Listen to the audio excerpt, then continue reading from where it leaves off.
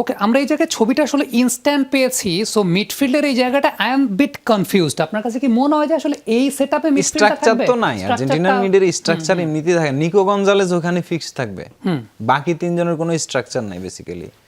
Mac Allister নিচে এসে খেলবে আবার উপরেও যাবে, এনজো নিচে এসে খেলবে আবার উপরেও যাবে। স্ট্রাকচার করতে গেলে তো স্পেনের বিপক্ষে এমনিতেই বিপদ। আসলে সে তার জোনের প্লেয়ারটাকেই অলওয়েজ ট্র্যাক করতে হবে। স্ট্রাকচারাল করতে গেলে স্পেন হচ্ছে বিহাইন্ড দ্য রান বের করে ফেলবে। সো স্ট্রাকচার এমনিতে আর্জেন্টিনা রাখবে না, ন্যারো জোনে খেলা হবে। স্পেন যেরকম একটা সাইড ওভারলোড করে লামিন ইয়ামালকে ফ্রি রাখবে, আর্জেন্টিনাও একটা সাইড ওভারলোড করে মানে নিকো গঞ্জালেসকে একটা সময় ফ্রি রানে রাখতে, যখন অন দা বল থাকবে। আরেকটা বড় গুরুত্বপূর্ণ ব্যাপার হচ্ছে লিওনেল মেসি আজকে এই পুরো ওয়ার্ল্ড কাপে বলের জন্য সামনে অপেক্ষা করত। আজকের ম্যাচটাতে লিওনেল মেসি হয়তো মিডফিল্ডে ড্রপ করতে পারে। ওকে, যা এটা করলে জুলিয়ান আলভারেজের গোল স্কোরিং চান্সটা বাড়বে।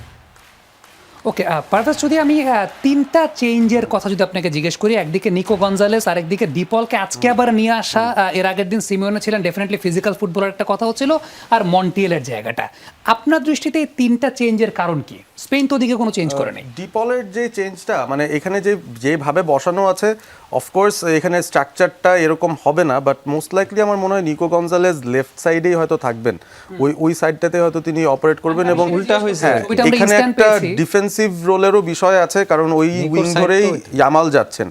সো ওই উইং ধরে যেহেতু ইয়ামাল যাচ্ছেন, আমার মনে হয় সেখানে একটা রিইনফোর্সমেন্টের জায়গা, পেড্রো পোরো সেখান থেকে যাচ্ছেন। সো আমার কাছে মনে হয় যে লাস্ট ম্যাচটায় যেরকম তাদের গর্ডনকে আটকানো ইম্পর্টেন্ট ছিল, যে কারণে রাইট উইংয়ে গিলিয়ানো সিমিওনিকে নামানো হয়েছে, আজকে মোরলেস ঠিক একই কারণে তারা তাদের লেফট ফুটেড যেই লেফট মিড আছেন তাকে হচ্ছে লেফট সাইডে নামানোর জন্য নিকো গঞ্জালেসকে নামাচ্ছেন। আর ডিপল মোস্ট লাইকলি দেখা যাবে যে এই পুরো স্পেসের মধ্যে হয়তো রাইট সাইডে অপারেট করার পসিবিলিটি তার আছে লিও মেসির পেছনে, এবং লিও ডেফিনেটলি ড্রপ করবেন আজকে, এরকমই একটা পসিবিলিটি আছে।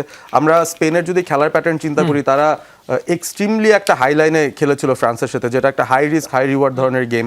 বাট আজকে আমার মনে হয় তারা সেই ম্যাচের টেমপ্লেটে আসবে না, তারা আসবে পর্তুগালের সঙ্গে তারা যেই টেমপ্লেটে খেলেছিল সেই একটা টেমপ্লেটে, because they understand and respect Argentina's midfield quality as well. এবং পর্তুগালের মিডফিল্ড কোয়ালিটিকেও তারা ওই পরিমাণ রেসপেক্ট দিয়েই, যেন লাইন ব্রেকিং পাসগুলো না চলে যায়, তারা কিন্তু সেভাবে করেই একটা মিড ব্লকে দাঁড়িয়েছিল। বা স্পেন খুব বেশি ওপরে ওঠেনি, যেটা ফ্রান্সের এগেনস্টে করতে দেখেছে। আজকে সেরকম একটা সেটআপে তারা যাবে। বাট আর্জেন্টিনার চেঞ্জগুলোর মধ্যে এখানে মন্টিয়েল মলিনার যে ইস্যুটা, আমার মনে হয় যে কিছু সিচুয়েশন এরকম হয়ে যায় যখন Molina can be a very good option from long range shooting.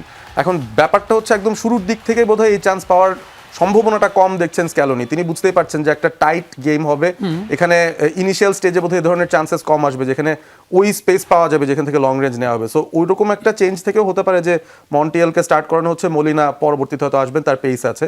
আর গঞ্জালেজের জায়গাটা আমার মনে হয় যে তালিয়াফিকোকে একটু সাপোর্ট দেওয়া, টু হেল্প লামিন ইয়ামাল, ওকে আটকানোর জন্য। আর ডিপল রাইট সাইডে থাকছেন। শাইক ভাই যেটা বললেন, slightly agree to that as well, যে মেসির আশপাশে তার থাকাটা মেবি ইম্পর্টেন্ট। আর আর্জেন্টিনা কিন্তু আজকে অনেক সময় দেখা যেতে পারে এরকম যে তারা পেছন থেকে মানে মিডফিল্ডটা বাইপাস করেই কিছু একটা করার চেষ্টা করবে, সামনে হুলিয়ান আলভারেজের দিকে লং বল দেওয়ার চেষ্টা করবে, এবং সেই ক্ষেত্রে শুধুমাত্র ডিপল না, even last layer of line যেটা আছে লিসান্ড্রো মার্টিনেজ, মোস্ট লাইকলি তার কাছ থেকে আমরা অনেক ক্রিয়েটিভ পাসেস, বা যে পাস থেকে আর্জেন্টিনা অ্যাটাক তৈরি করতে পারে লং বল, সেগুলো আসলে দেখতে পারি। সো এই ব্যাপারটা আমার মনে হয় এই লাইন আপের মধ্যে দেখা যাচ্ছে আর কি।